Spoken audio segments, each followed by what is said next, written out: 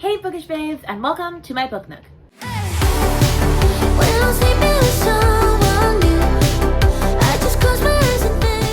We are starting a brand new series on this channel and I'm super excited about it, and it is called Book Review in 5 Minutes or Else. And so basically, I sometimes want to read books, and I'm like, okay, well, let's see if there's any YouTube reviews on it or things like that. And then I'll go and there'll be a video that is a review that takes like 15 to 20 minutes. And I'm like, I don't want to have to take 15 to 20 minutes to figure out why I should read a book or not. You should be able to tell me pretty basically like what it's about and why I should read it or should not read it. And so I figured I'm going to do reviews in 5 minutes or less on books. And it'll be good reviews and bad reviews because there are definitely books out there that I think nobody should read. So anyway, this first one is obviously going to be 5 minutes long or longer because I'm explaining all of the stuff. And from here on out, I will always link to this video if you want to know how these 5-minute reviews are going to work. But let's talk about how these are going to work. I will have a 5-minute timer on the screen so that you can make sure I am staying true to my 5 minutes. And the first minute, I will be introducing the book and the author and the genre and a basic all-around summary. The second minute is going to be around my rating, why I chose that rating. Remember, ratings are like very opinion-based. So like a 4-star to me might have been a 2-star to you. Like just take it with a grain of salt. This is what I thought, hence why it's my book review.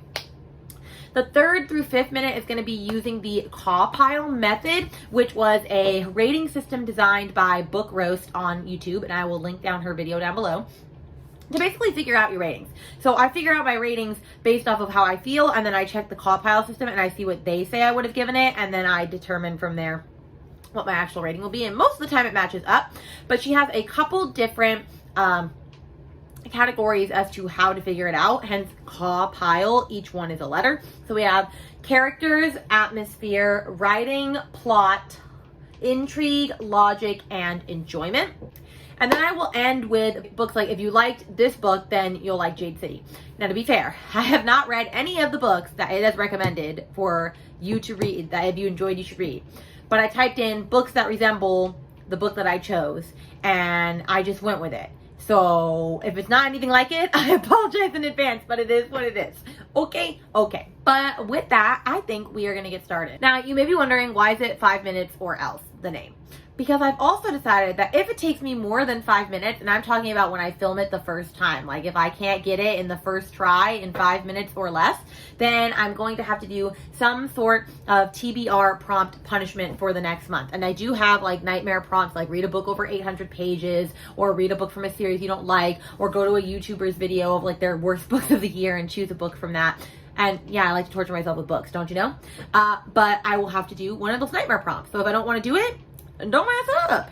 But with that, let's see what book is going to have the honor of welcoming us and introducing us into the book review in 5 minutes or less. And that is none other than Jade City by Fonda Lee, the first out of 3 books in the Greenbone Saga trilogy. So I'm going to set my timer and we are going to get started and go. So basically, Jade City was written by Fonda Lee. It is a high fantasy novel, and yeah, and so basically, Jade is the lifeblood of the island of CAWPILE. It's been mined and it's traded, stolen, and killed for. And honorable Greenbone warriors like the Call family are the only people allowed to wear Jade. And so it's basically used as like a symbol of power. And so the war is over, and there are 2 opposing clans, the Call clan and then the clan run by Aitmata. And basically they're fighting for control over all of like the land, including Jade. And this whole series follows the Call family and the family dynamics, and basically how like people are trying to like overthrow them, and a powerful new drug emerges that allows anyone, even foreigners, to wield Jade, which is not safe at all. And so the outcome of this war will determine the fate of all Greenbones, from their grandest patriarch to the lowliest motorcycle runner on the streets, and of CAWPILE itself. And so this was just a fantastic book. I absolutely loved it, and my rating for it was 5 stars. I loved this so much. It had a lot of hype, but honestly, it really lived up to it. The family dynamics was unlike anything else. Like, every character had their issues, of course, but they also had their redeemable moments, and you found yourself rooting for each of them, most of them, each and every time. Sorry, I'm looking at my notes. And each character just had their moment, and it was just really fun to read. I absolutely enjoyed it. I loved every minute of this. This is honestly a contender for a favorite book of the year. Definitely a favorite book of all time. Like, I've already just solidified it in that stack, and I've already read book 2, so a book review on that will be coming soon. But this was amazing, and I hadn't read a lot of fantasy before I read this book, and this was a great one to introduce it into. It wasn't like too much world building to the point where it would have deterred me like other, you know, fantasy books can do. This was a fabulous read. So let's dig into the CAWPILE and talk about the different things. So the first category is characters.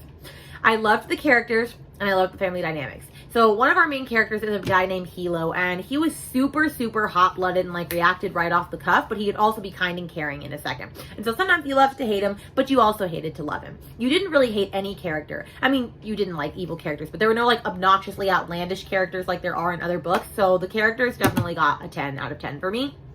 And then atmosphere, it definitely took me a minute to understand all of the jargon. Like, they have a lot of world building in the beginning. I wish this had come with a glossary. And like I said earlier, that's why fantasy can stop a lot of people from reading it. But if you stick with it, it all makes sense. Fonda Lee has really set up this world pretty beautifully in a way that's like very well crafted. And it allows you to still feel totally immersed in the world. Like, I felt like I was in Janloon and like the city of Kakon, like as I'm reading it. As far as the writing goes, the writing style was great. It kept my attention the entire time. It wasn't too dense, even during the world building. The only thing is that your girl, Fonda Lee, should not write sex scenes because they were totally cringeworthy. Don't do it. The plot was great. It was slow building. It made sense. There was a lot of world building, like I said, and it left off with a lot of questions that made me really excited to read the second book. So I thought it had a really fantastic ending. It ended on a cliffhanger, and I was excited to get to the next book immediately after. Intrigue. I was always wanting to read the book and go where I left off. Something new and exciting was always happening. Like I said, you always wanted to be in on the action. I was never not wanting to pick this book up, which is a great, great thing.